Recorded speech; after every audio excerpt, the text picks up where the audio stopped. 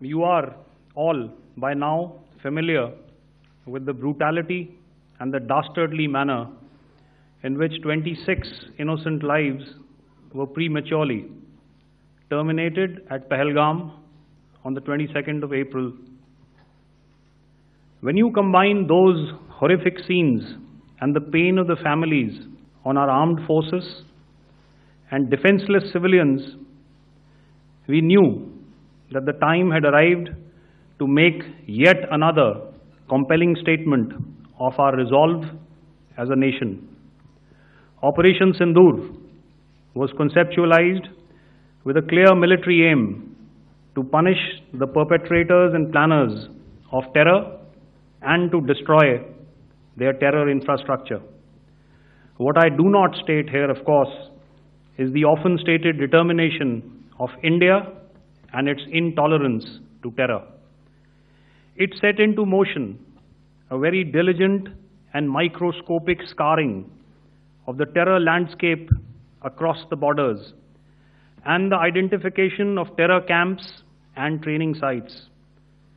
The locations that emerged were numerous, but as we deliberated more, we realized that some of these terror hubs were now bereft of any presence and had preemptively been vacated, fearing retribution from us.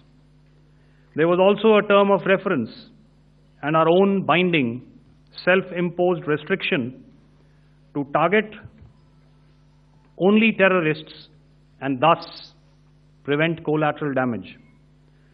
There were 9 camps that you are now all familiar with, which were confirmed by our various intelligence agencies to be inhabited. Some of these were in POJK, while there were others that were located in the Punjab province in Pakistan.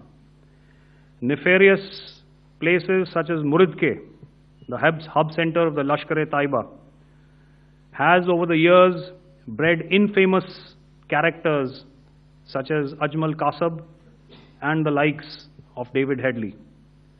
What followed was a careful scrutiny of each of these sinister locations, their layout, configuration, even the type of construction in each structure, and the terrain obtained around these.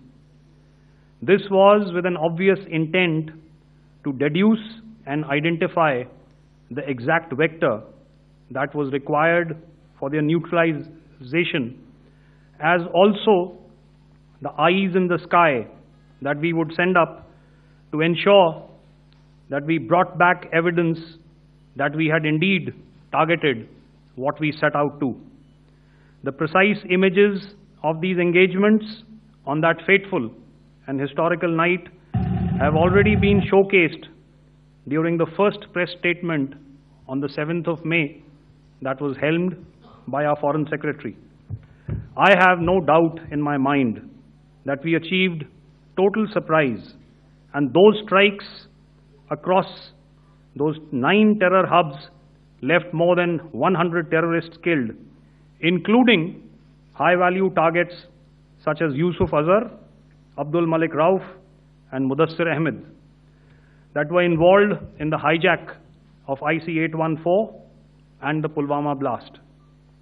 The line of control was also violated soon after by Pakistan, and the erratic and rattled response of our enemy was apparent from the number of civilians, inhabited villages, and religious sites such as Gurudwaras that were unfortunately hit by them, leading to a sad loss of lives.